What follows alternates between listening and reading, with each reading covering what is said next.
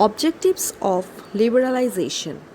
What are the main objectives for which liberalization was taken place in our country during the 1991 era? So let us understand. Number 1, for increasing internal competitiveness of industrial production. So one of the most important objective of taking up the reforms of liberalization was to create an atmosphere of competitiveness within the industry. So beforehand the industries were protected. Domestic industries were very much protected, as a result of which they were becoming less and less inefficient. So for increasing the efficiency of the domestic industries, the policy of liberalization was taken place. Number 2, to increase foreign investments and technology. So another important objective of the liberalization process was to increase the amount of foreign investment and technology.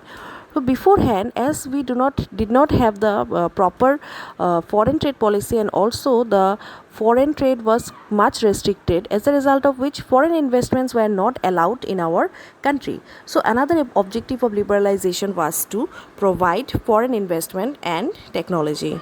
Next, to reduce debt burden of the country. So we have all understood that during the 1990s the India was trapped under the debt trap.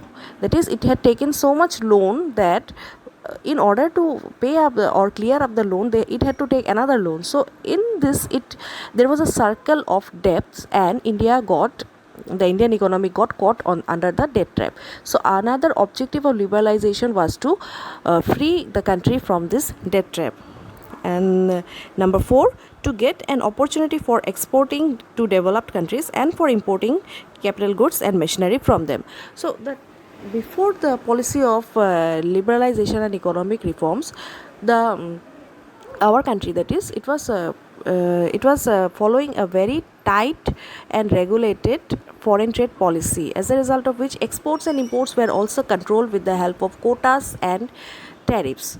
So with an objective of freeing the trade relation between different countries, the policy of liberalization was also established.